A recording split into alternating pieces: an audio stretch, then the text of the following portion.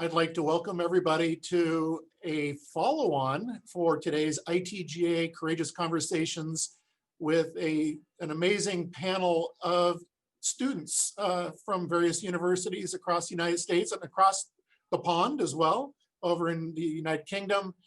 So welcome everybody for tuning in, and happy Veterans Day to anyone who's watching. Here in the US, it is Veterans Day. I want to kind of introduce the panelists again. For those of you who watched it last time, just a reminder, and for anyone who's attending who's new, I want you'll be meeting Maggie Nedoma from Ohio University. You'll be meeting Mason Zastrow from Iowa State University, Archana Chaudhary from Manchester Metropolitan University in the UK, Demarcus Joiner, the University of Alabama, and Taylor Smith from the University of Guelph in Guelph, Canada. So I'm going to turn it over to my panelists. And one of the things that I would like, for them to kind of introduce themselves and talk about things that are going on their campuses, things that are going on in the cities or villages that their campuses reside, as well as what's going on in the state or province that you're living in. Hi everyone, this is Maggie Nedoma. I go to Ohio University, which is in Athens, Ohio, so I get to see Mayor Steve Patterson around a lot. I am a senior on the volleyball team here at OU, and my major is Bachelor of Specialized Studies with a focus in marketing and communications. So overall, the city of Athens, I think, has been doing a really good job.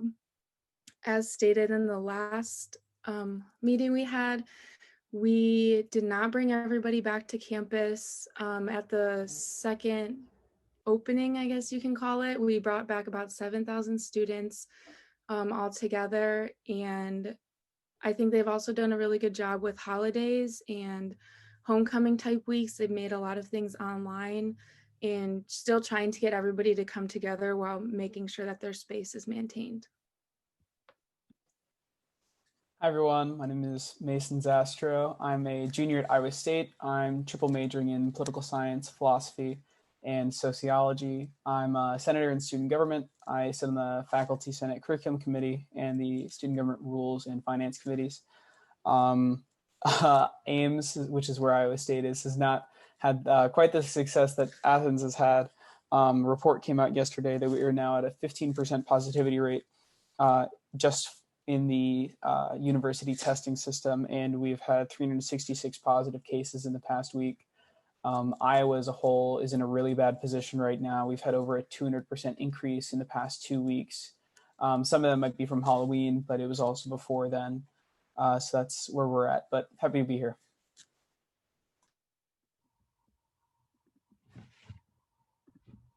Hi everyone, my name is Archana Chaudhary. I'm from India and currently a student in Manchester Metropolitan University in Manchester, England. I'm a fine arts student working on feminism and multiculturalism.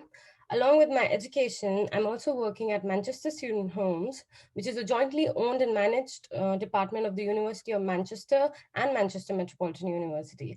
At Manchester Student Homes, we run a free university-run housing service for students where we provide information, advice, and guidance on the private rented sector.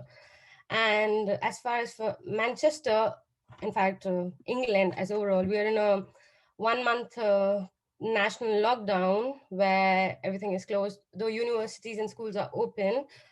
But we are in a lockdown, bars and restaurants and everything is shut down. And hopefully things get better around holidays during Christmas, so people are able to meet their loved ones and go around, and probably it just gets a bit better. Good morning, everyone. My name is Demarcus Joiner, and I serve as the Student Government Association President at the University of Alabama. I'm a senior majoring in civil engineering with a concentration in pre-law. And I guess last time we spoke, our cases were high at the university, but now I guess I'm happy to say that we have about 34 people testing positive per week. We started off last time at we had 846 at one time, and then we went to 200 and something. So our numbers are going down, and I think that's due to the partnership between our university and the city, as well as our university and Student Government Association partnership as well. So we have classes here. The university is, I would say, fully open, but I say that loosely. We have hybrid classes, so some students go to class on some days, others watch online. We try to flip that and switch that up the best that we can. So I think we're doing a great job. I think our mayor is doing an amazing job as well to make sure that the students stay safe as well as the people in the community stay safe as well. Hi everyone, my name is Taylor and I am a senior student at the University of Guelph in Guelph, Ontario, Canada. I study criminal justice and public policy with a minor in family and child studies. And I do a lot of work on campus in the student transition programs and the student experience, more with first year students and helping them integrate to the campus experience. Our university as a whole, we've only had 2 cases in the last 10 days, both which were deemed relatively low risk from public health. Guelph as a city had about 8 new cases in the past 24 hours and about 89 active cases altogether. So our total numbers are around 950 cases. So I think that we are doing relatively well. Campus as a whole has put a lot of precautions in place. So we have to do COVID awareness training before we are even allowed to go onto campus, as well as a daily screening. So there are lots of precautions put in place. I actually had the opportunity to go to campus not that long ago, and it is relatively safe. Most of our classes are online as well as in the winter semester. So we're not really on campus much. Great, thank you all. I'd be remiss not to introduce myself, which I haven't done. Steve Patterson, the mayor of Athens, Ohio, also one of the board members for the International Town Gown Association. So welcome to all the attendees, and thank you all, my panel, for introducing yourselves. You know, we spoke last time we were on the webinar, and a lot of the conversation was kind of around wellness. You know, and we're rolling into colder months, although I think in the US this past week has been unusually warm, at least in the Ohio Valley it has. And but as the daylight starts to wane and it gets a little bit colder and you find yourselves indoor more, you know, can you speak a little bit to how COVID-19 has changed the ways in which students are accessing wellness in our universities, keeping up with the demands, and are there trends that you're seeing when it comes to wellness, mental health, things of that nature? Maggie, let's start with you. Yeah. I would say here in Ohio, I think a lot more students have been reaching out to wellness services. I know last time I touched on just in quarantine over the summer, I personally reached out to find help with my mental health. And I think especially now, I am, again, vulnerable. I am one of the people that kind of struggle as it does get colder outside. So I have a great connection with the lady that I've been working with, and she helps me kind of find ways to help myself instead of just telling me what to do. And then campus-wide, there's been a lot of I think OU does a great job of utilizing social media to speak back and forth with their students. So a lot of their Instagram stories and just overall messages are the hotlines to the Wellbeing Center and other ways that you can reach out to people. So I know the school's been working very hard on that. And then also on the social media, they've done a great job of saying things that you can do with small groups of people. They don't want people to be isolated the whole time. They've offered outdoor yoga sessions, outdoor movie sessions, a lot of things that really help people stay connected, again, without being in big groups at the same time. So I think Ohio's done a great job of proving that they're willing to help everybody and giving the resources. For Iowa State, I think that we've known for a few years that student mental health services is an area where we've been lacking. There are therapists available on campus for student use, but it's, I believe, a maximum of 6 sessions that you can have, and normally those are spaced 2 weeks apart. So for most of the time, it's not even a semester that you're able to speak with a therapist for your entire 4 years that you have at the university. So that's something that we've known has been a problem. Coming into this year, we actually have a wellness department that has 4 divisions, and student counseling is just one of them. Another one is the athletic services is actually housed under wellness at Iowa State. And the transition that we've seen there has been really interesting because it has been stuff like yoga classes where it's physical health, but it's also helping with mindfulness and personal well-being as well. And they've, for the most part, stopped doing those classes because we don't really have the facilities to keep those going. And especially as it gets worse outside, Iowa gets very, very cold. I think it was about 20 when I woke up this morning. So it has been hard to maintain wellness services at Iowa State. And I think another big part of it is advertising for those services, since there's so much that universities are trying to get through to their students right now about stay home if you're sick. And I mean, even contract tracing is something that the university is communicating to the students. And so if you're getting 15 emails every day in your inbox, every one of them matters less. And so I think mental health services has been pushed backwards a little bit out of necessity, but I think that at the same time, the university does realize how important it is. Well, for Manchester, I think the university, they're trying really hard. I mean, they have, this experience of home quarantine under lockdown with the uncertainty of academic or professional career has multifaceted impacts on mental health of students. I think not just students, a lot of people overall, but I mean, the government and the universities, they're trying to work about it. And I think it's expected from both the government and the university that they could work together to fix the academic delays and the financial problems. I mean, it is the mental health thing. I mean, it also comes from because a lot of students they don't have part-time jobs anymore. And it is really putting a lot of pressure on them. How do they go? And because universities are not reducing their fees, or they're not returning as a part of it, or just charging. I mean, now we are under lockdown, but still we are still being charged the entire amount. So I feel they have a lot of pressure. How are they going to pay it? I mean, personally, I know that it's not like I'm a millionaire and I can just afford everything. You need to think about everything now before you, because you don't have that extra job. I've been lucky that I have had a job at Manchester Student Homes, but I know a lot of friends who are experiencing this a lot, especially the recent graduates last year, this year actually. So because UK is not providing, they're not taking risk of giving jobs to international students right now, so they don't have a lot of opportunities. I mean, they paid the entire amount, they paid for the placements, they paid for the internships. Oh, even if it's unpaid internship, they're not getting it because nobody wants to take the risk of getting an international student now back and being responsible for one. So I feel it's putting a lot of pressure on them. The university is trying, but I don't think, personally speaking, I don't think it's enough, because even if you call the services, I mean, they can help you to an extent, but they somehow end up sounding a bit ignorant, because I know it's a lot of pressure on them as well. They're getting a lot of complaints and it's increasing. A lot of students are going through it, and they have to deal with students going through anxiety, depression, stress, sleep disorder, and everything. But I think university could put a little bit more effort, and even the government, because I know it's a crisis for public health and this in general, and they're dealing with everything like ICUs or beds in hospitals and increasing number of cases and everything. But I feel mental health should be I think it should be put forward.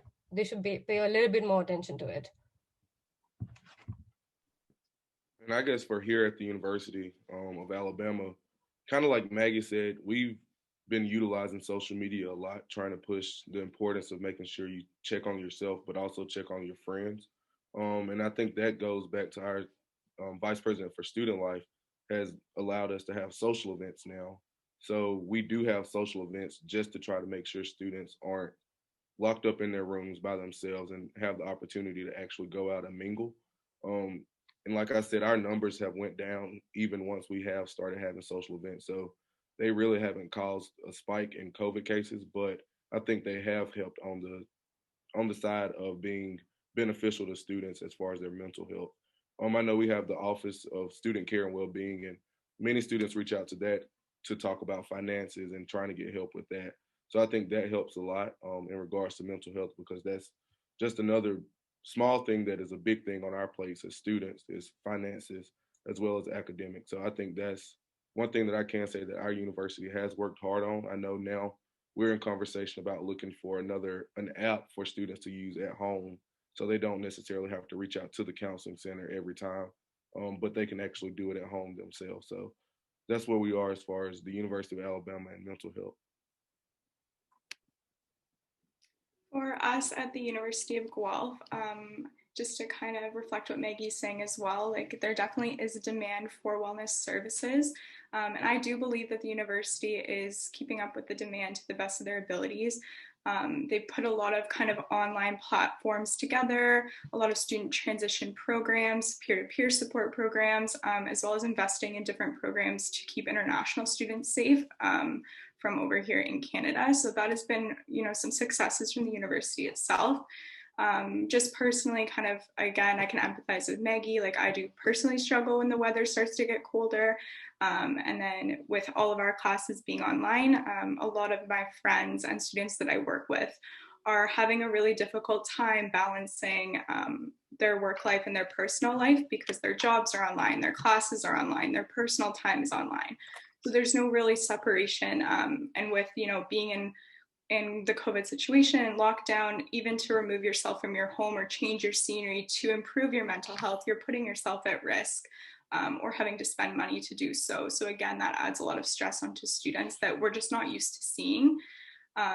With us too, a lot of students have been accessing addiction resources on campus, with a lot of our normal coping mechanisms being shut down because of COVID. Students are coping with maybe not so healthy habits. So again, coming back from that, that's something that we've seen increasing, that, other semesters maybe not so much.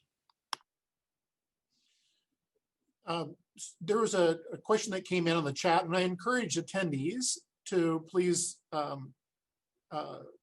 feel free to put your questions out to the panel today. But the question is that it looks like financial pressures are adding to the stress and mental health difficulties that students are facing. And the question is, if you'd like to expound on that at all, or is that right? Is that what you're experiencing as well? It's kind of a collage of financial pressures and the other stressors. I'll speak to that. I think that that's a really big thing that we've seen at Iowa State, is people who they do have to pay, like Archana said, all the fees, all the extra things, and then they're not able to use those services. And it's not to say that those services don't need them, because they still have to pay rent, they still have to pay faculty if they're having people on reserve. But not being able to use those, and you're still paying for it, it feels like there's a lot of money going to waste. And I think that's a source of frustration. But then at the same time, I think because jobs are so much harder to come by right now, a lot of students are having difficulties getting an income source, figuring out whether they're going to be able to pay off their rent or their loans or afford groceries, and they're having to make those difficult choices. And that's a huge stressor. I'd like to build on what Mason's saying as well. With students not being able to work as much as they normally might be able to, or even having to weigh the risk of having a job right now and doing classes online. A lot of students are having to make sacrifices, such as moving home or living in shared spaces that might not be as conducive to their mental health as it normally would be. And tying it back to the wellness resources, with everything being offered in an online format, a lot of students don't even have access to a confidential space that they can talk about their different struggles in counseling. Like, if they're living at home, there might be a parent or roommates, and again, it's just adding another barrier to students accessing these resources.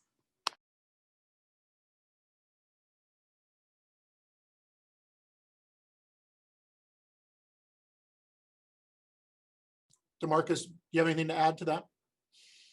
Yeah, so like I said earlier, I do believe that students should not have to worry about financial pressures right now. We already have enough going on, but given, I guess, the resources that we do have, I think sometimes students don't understand what all universities have to offer. And I know even here in student government, we offer funding for organizations who may need extra help putting on an event. And I know it's hard for even presidents now of organizations to like make sure their people pay dues so they can have events, even though the events are smaller, but like we have to pay for spaces sometimes. So we've been helping in that way, but also I guess as far as an average student who's not in an organization that doesn't know about the resources that the university has to offer, it's kind of hard because they feel that it's a burden that they have to bear on their own, but it really shouldn't be. And if I can add a little, I feel right now with the holidays coming and everything, not a lot of us might not be able to go back home because we're international students, especially because we cannot. And plus, even if we think about going, we have to quarantine 14 days there, then come and quarantine 14 days here. So it's, and I think it's putting a lot of mental pressure on them because the first, they're away from their family. Second, they cannot now, like in England, we're in a lockdown. We cannot actually go out and meet people, and you never know if the cases don't increase, they might even extend the lockdown. So it's just scary. I mean, for me personally, when thinking about spending the entire holiday sitting in my room, it just sort of freaks me out and puts a lot of stress to my head. I mean, like on this coming 14th, we have this Indian festival, and I just miss home terribly, and I wish I was there, but I know I cannot do anything about it. But I feel that there are a lot of people, I know a lot of friends who are going through a lot of things and they're unable to actually express it, even if they want to. They have a lot of difficulties in going through it. How do they speak to? They might not be comfortable speaking to just anyone. You need someone. I mean, they have students, like even if you go to the student union, they have students who can support you. But they're at the end of the day, even they are students. Sometimes you just need a more professional advice where someone who has a lot of experience can actually help you with it.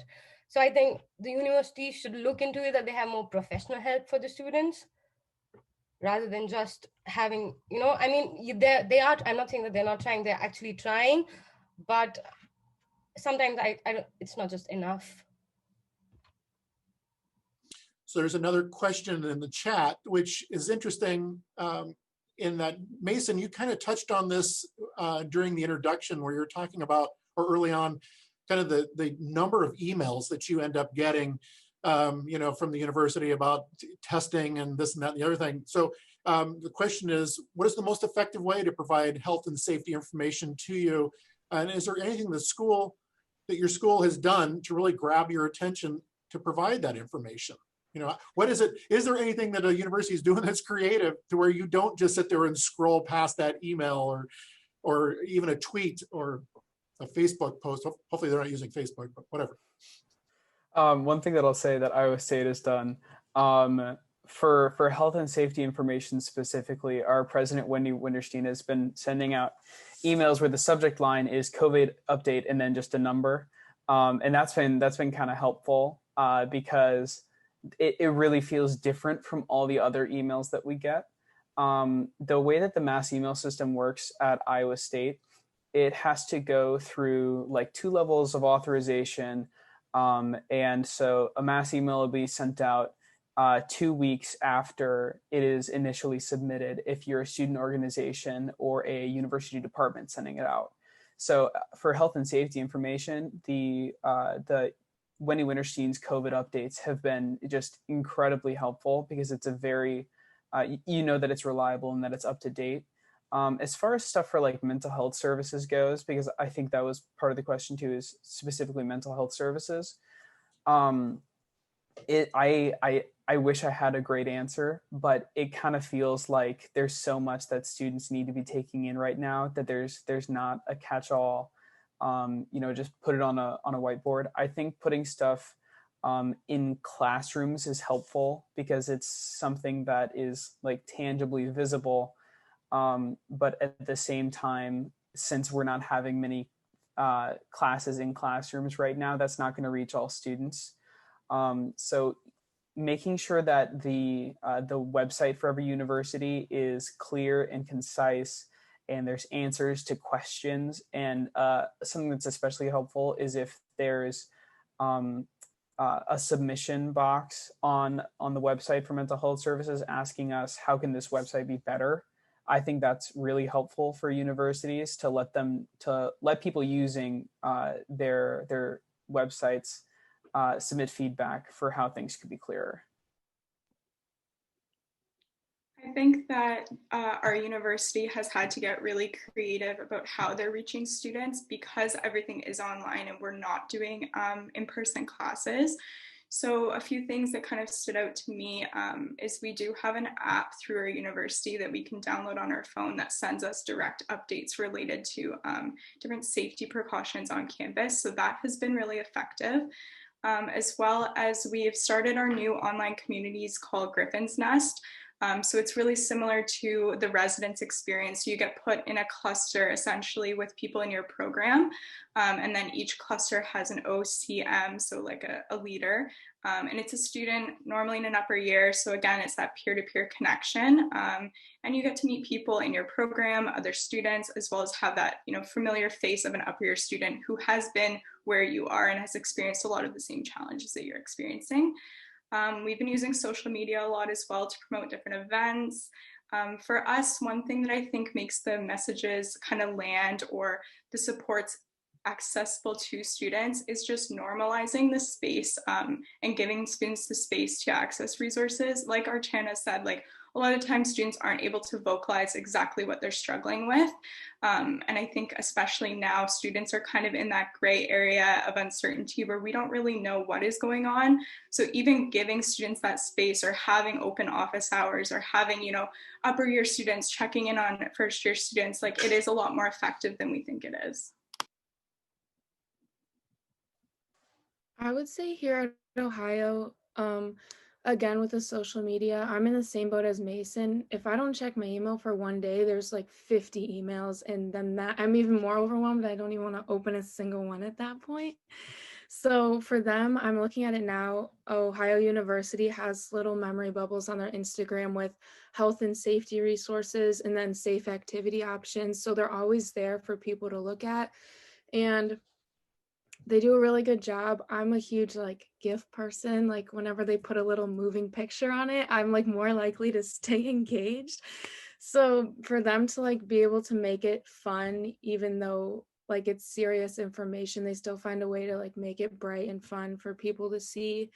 I think that's really beneficial. And then also our Blackboard, so where our all of our class stuff is, has like just a small announcement section with just like reminders about a lot of things. And there was like even before the election, like make sure you're registered to vote at this link. And I feel like just having smaller like one sentence reminders about places to get things is much easier for kids to know than getting a one-page email about what's going on.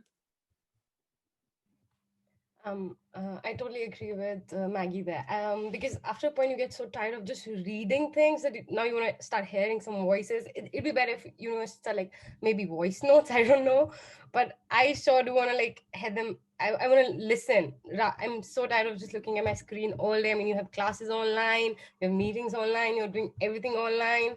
So it's and exactly the same. If you miss even a day, you have like so many messages, so many emails to go through, and it actually does overwhelm you. I mean, you feel you're missing on something if you leave a message email. You're like, what did you miss? Was there some announcement? Because there's always an announcement, especially in UK. There's always an announcement every other day, and you literally get, okay, what did I miss? Is it something important? So you get a bit panicky. So yeah, I think if things were like more clearer, and yeah, I'd like to hear like more voices, I feel.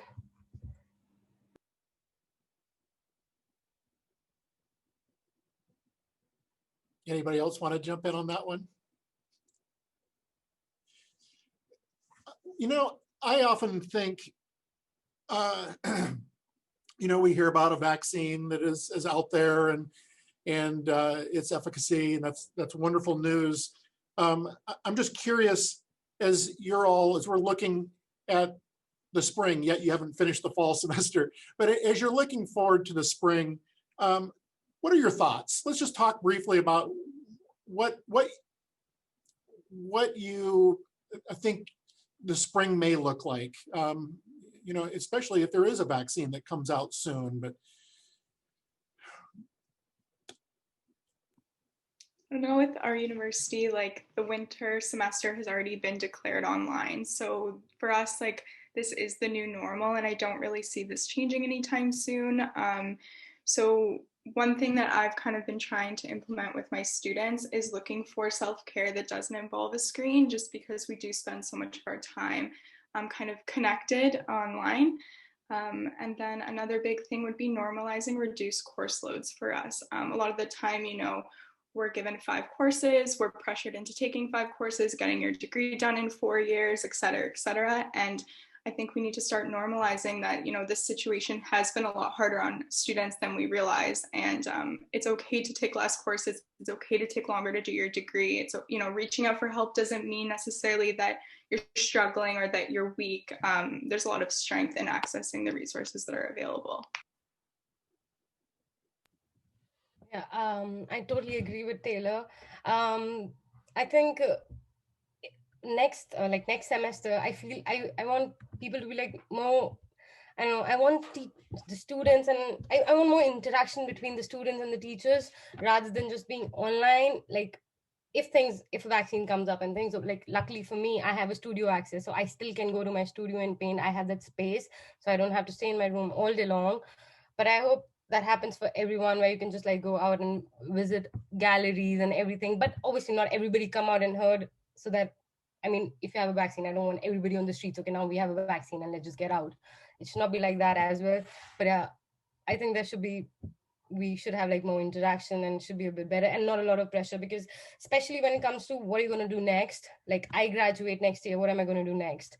Just yesterday I got an email, what are your plans for future? And I'm like, I don't even know what I'm going to do next month, and I'm already being pressured into what am I going to do after I graduate, what job am I going to get, where am I going to get it?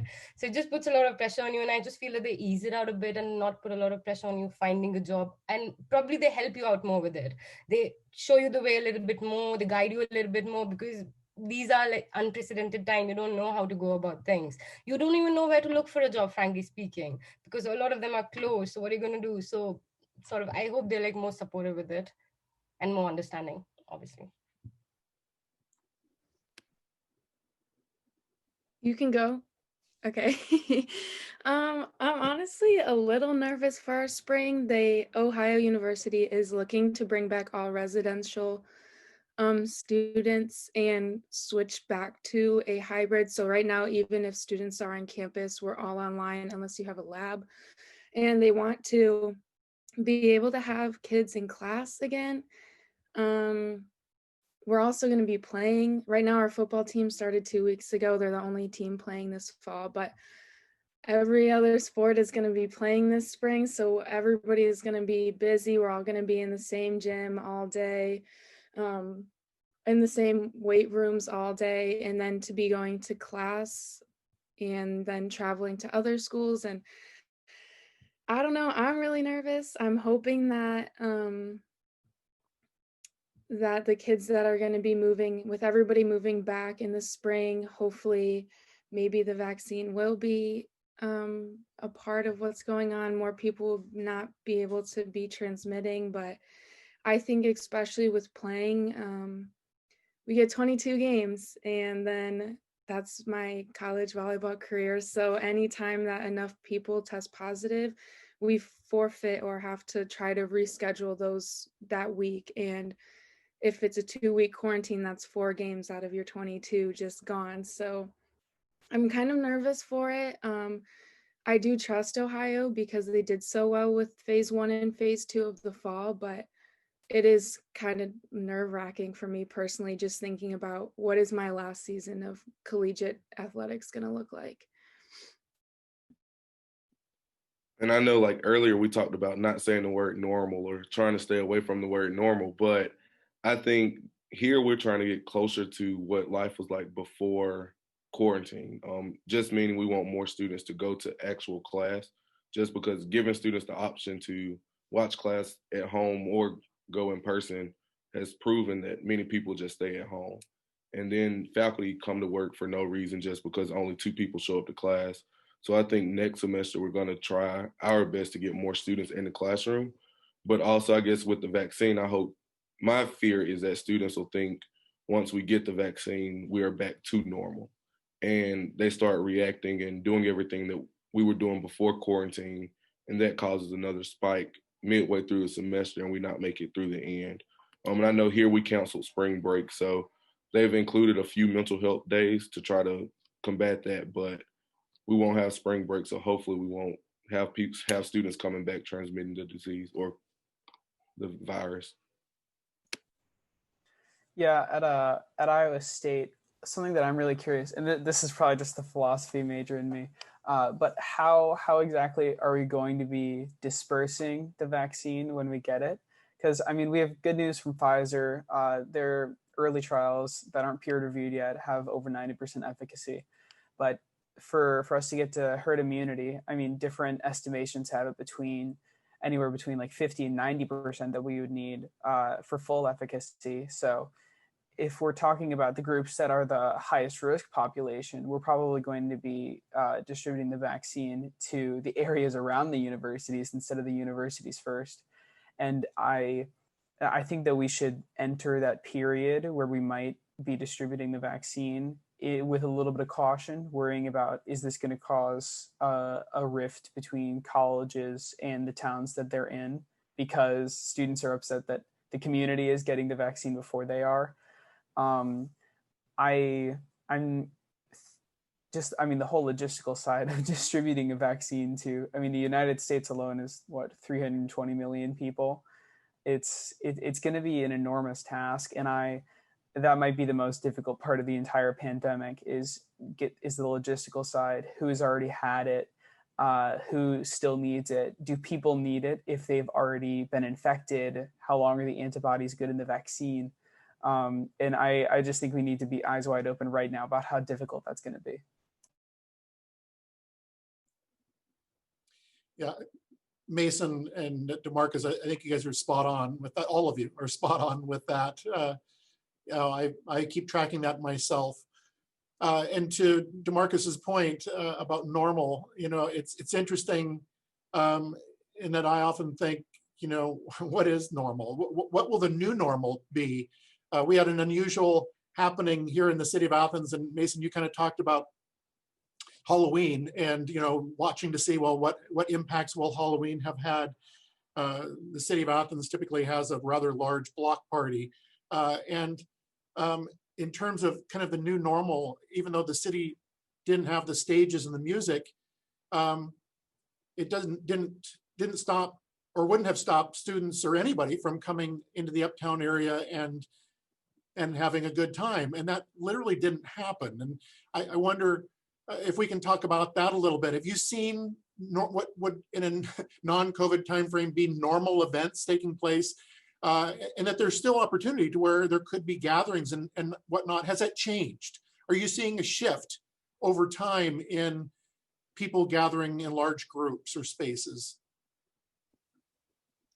I think that, at least in my experience, people are still gathering, but students are a lot more willing and a lot more aware of like their actions and the implications of, partying and normal party weekends like homecoming or Halloween. Like, nobody wants to be in this situation, and students don't want to be learning online. So if there is anything in our power that we can do to kind of eliminate some of that, then at least a lot of students in my area are taking the responsibility upon themselves, and even keeping other students in check as well.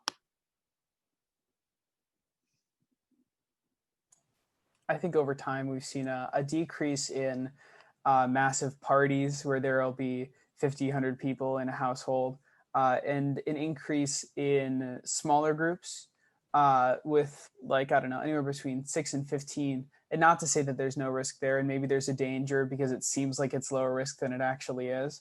But I think on a pretty surface level, it's definitely a good transition to be making, because of course, if there's not many people on campus that have it, then being in a group of 5 to 15, it's a pretty unlikely that there's going to be a spread there. So that transition is something that has been pretty welcome on campus, and I expect that to continue into the spring semester if we don't have a vaccine dispersed by then. I think the students, they're aware of it, they're scared of it. I mean, whenever you're walking in the street, everybody will like shift a little as soon as they pass by someone else. So they will be like more careful, but I'm not really sure if that's actually stopping them from partying a lot. I mean, there are students who are still doing it. I mean, they're doing house parties, they're like they're hiding it from everyone. And I think that they're trying to be a bit rebellious because they're already, I mean, it's okay, we get it, like that you want to go out, you want to have fun and everything. A lot is going on, you're going through a lot. But I also think that they should be a little bit more responsible of their own actions out there. I mean, at the end of the day, if they want to get over with it quicker, they need to be more isolated, not isolated as such, but be more aware of what they're doing, not be in a group of more than like 3 or 4 or 5, I don't know, just be more aware and not throw parties or something for a while maybe. There's a question in the chat, and it is basically, you know, among roommates or live-in partners, et cetera, have you seen an increase in domestic violence or violence, period? And if so, what are your thoughts on helping those students access resources?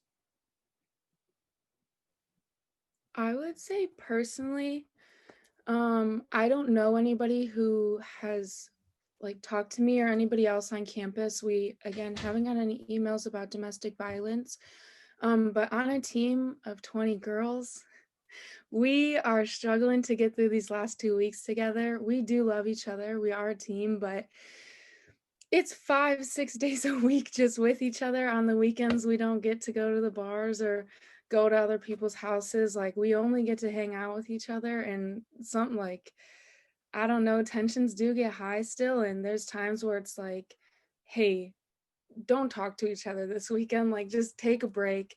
We have one more week and then we go home for a month and come back. But I live with 2 other girls on my team and then 2 girls on the soccer team. And sometimes it's just like, we all just sit in our rooms and lock the door, like, whew. Like, sometimes you do just need a break. I would say for anybody who is going through that, because that is very serious and you deserve to get help if you're in that situation though, I would say to find the resources that a lot of us have been talking about that our schools have. We have an emergency hotline for our wellness center, and at any time that you call, somebody will pick up. So I would say if you feel like it's getting close to that, or you feel like you'd have nobody to turn to, go on your school's website and look for it. It's usually in a tab for people to be able to reach out. Just to echo some of the things that Maggie was talking about, with, you know, concerns such as this, I think it is really hard to know kind of what happens behind closed doors, and, you know, reporting is already under what it should be when it comes to domestic violence or, you know, different issues like that. That being said, like, again, I haven't experienced that personally or anybody I'm close to experiencing that. I'm sure it happens. You know, tensions with roommates are getting high just because you do spend so much time with each other and there isn't that separation like Maggie's talking about. So I think that boundary setting has definitely been something that is more prominent maybe this semester than in previous semesters. I know a lot of students that I'm working with are first years living with either upper years or master's students. So that's hard just because you're at such different places in those academic careers, and you might not be empathizing with the same struggles that, you know, your roommates are going through. So yeah, like Maggie said, there's a lot of resources. I know in the Guelph area as well, lots of hotlines that are available 24/7, 7 days a week, all year round. And, you know, definitely reach out to those if you are struggling. You want to go? It's okay.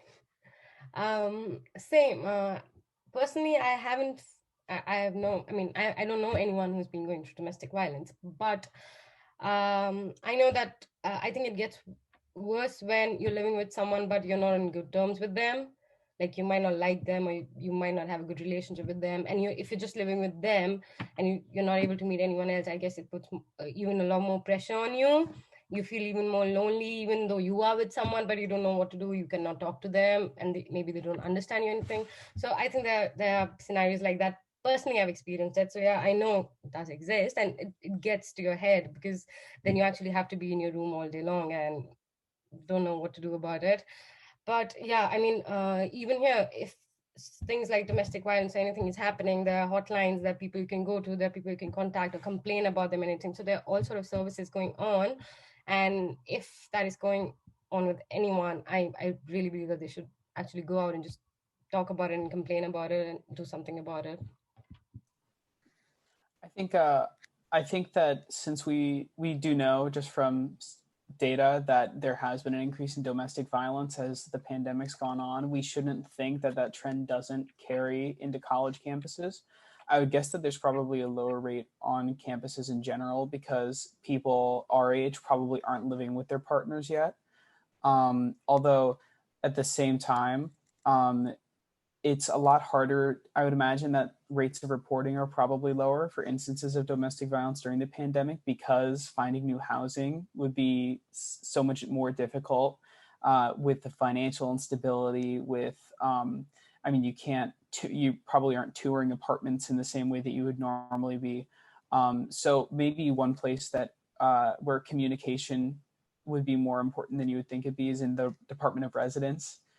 For universities, if they say, you know, we have areas available for victims of domestic abuse to stay in for a period of time, maybe that's a specific area that colleges could be reaching out where they haven't been before. But I mean, I don't need to echo what everybody said, but just the resources are available for students, and if it's an issue, reaching out is really important for them to do.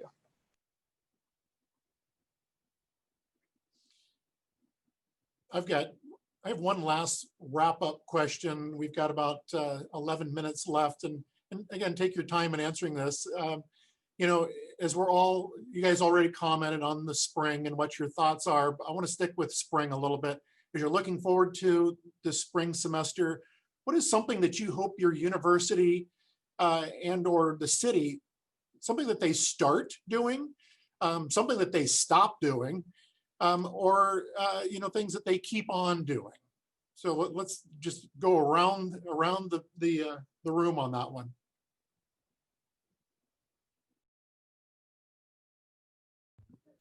I'll start. I really enjoy the outdoor seating on Court Street. I think it's okay to take away those parking spaces. Again, it has been really nice. Today it's been rainy, but for the almost last whole week, it was really nice outside. And I think that's a great way to allow people to continue to enjoy the space with their friends and be able to be on Court Street and feel safe being on Court Street. I'm not really sure something that I'd hope they do better with, I would say, is handling people in the dorms. I think I know my teammates, the dorm was almost turned into a quarantine dorm because a lot of people were testing positive, and it would have been easier to do that than send them all to a different dorm to quarantine. And so maybe for the school specifically, working on the RAs or maybe adults actually working in the dorms to manage what is going on. I know we all want our freedom and our personal space, but a dorm is a small space and it's just recirculated air. So maybe cleaning that up a little bit. And then something, I'm just going to put it out here, Mayor Patterson, we can talk about it later. Up in Northville, Michigan, they shut down like a whole street, kind of looks like Court Street in the back around Halloween, and all the shops and people and restaurants got to bring out into the street so nobody could drive down it, just kind of a walk place. And I feel like that kind of like a outdoor market sense would be really beneficial for Athens sometime in the spring, maybe with the cherry blossoms and everything blooming. So I just wanted to put that out there so it's on record. I would say for Ames and Iowa State, I think that one thing that we've done really well is communication between the university and the city. It's been difficult fitting in things that we normally do to communicate. Every year we have in the fall and in the spring a joint meeting between the Iowa State Student Government Senate and the City Council. And that's always really productive, both from communicating information, but also for the purpose of talking about what needs to be changed.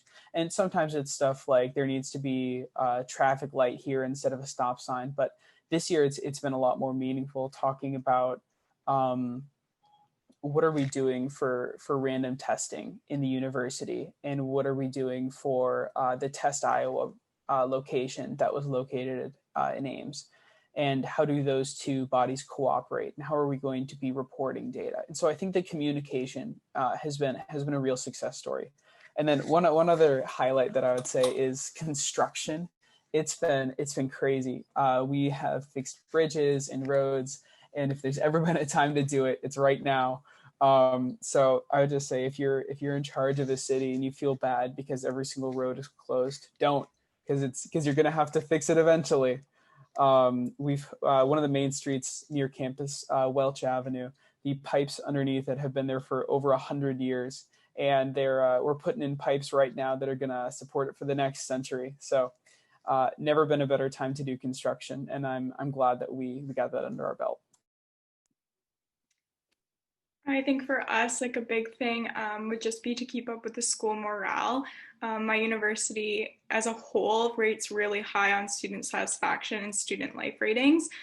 So, the university has done a really great job of trying their best to deliver everything we would normally deliver to students in an online version. So continue doing that, continue reaching out with students, and continue asking students how they need to be supported, because, at the end of the day, we do know what we need best. And just to kind of echo what Maggie said, my city has closed down their main strip as well. They have a lot of outdoor seating with lights, a lot of outdoor markets just to promote local businesses. And again, getting out and connecting with people that way, and kind of like this new version of normal, it only helps everyone's mental health in the end. And I guess kind of to piggyback off that, I want to make sure that our city and our school keeps the great working partnership with students, to make sure that students are still at the forefront of the school's mind, and the community is still at the forefront of the city's mind, to make sure that we still have a great Tuscaloosa at the end of the day. I hope that the school starts to utilize more places in the city for events in the spring, just because I think we limited ourselves a lot just to think about things that were happening on campus, rather than utilizing places like the amphitheater, where we can get a good amount of students there to enjoy an event outside. So that's one thing I hope that we work on next semester. But I think, like everybody else has said, our city and school has done an amazing job making sure that everybody has been heard and every situation has been met. For Manchester, I feel that what they should do better next semester is check on the students more often, especially students coming from international students coming. Like, if you're going and you're coming back, then to keep a track if they're actually quarantining or not, because I know a lot of people, because they've not been keeping a track of, because you have to quarantine for 14 days, but they're not actually calling you or checking up on you. Have you done it, or getting you tested at the airport or something like that? So I think they should follow up on that. And other thing that should go ahead, I mean, we have a lot of sports activities, so I think that should go ahead. And because it keeps people engaged, the students engaged, and it takes your mind off a lot of things. It's really nice when you go out, play some basketball or football or anything, and it's really fun. And I hope that continues. Also, if they can give us more free pizzas, because they've been like spoiling us with free pizzas right now. So if they can give us a little bit more of those. And who can pass up on free pizza, right? And Mason, I am just so pleased to hear somebody from the university student body being pleased about construction. I always hear the opposite, Mason. So I will take that to heart, because the city of Athens has an awful lot of construction going on right now. As a matter of fact, I think there was an upset citizen who placed a orange barrel in front of the city building as I walked in this morning. But you'll have that. And Maggie, I hear you, and I'm listening. We will continue to expand the parklets in the city of Athens. And I think a lot of cities across the nation and around the globe are doing similar things to make more outdoor dining spaces. Maggie, Mason, Taylor, Demarcus, and Archana, thank you all for being such creative and courageous conversationalists on the Courageous Conversations, again, put on by the National League of Cities. And I'm pleased to announce, I think I can announce this, that This panel has agreed to continue to do this into the spring, and we have 2 tentative dates that we're looking at: February 10th, which is a Wednesday, and Wednesday, April 14th, as we move forward and to continue this dialogue. So panel, I can't thank you enough. It's always so refreshing to hear your point of view, as opposed to always hearing it in the other direction where you're listening to us talk. Your voices are valuable to everyone who's watching. They're valuable to ITGA. You're valuable to, like I said, everyone who is tuning in. So thank you. Thank you all. And thank you to the attendees. I want to thank Corey Peterson, as always. I also want to thank Douglas, who's been helping us out, Douglas Stantz, who's behind the scenes working the magic, and the executive director, Beth Bagwell. Thank you, Beth, for everything that you do with the International Town Gown Association. So thank you all.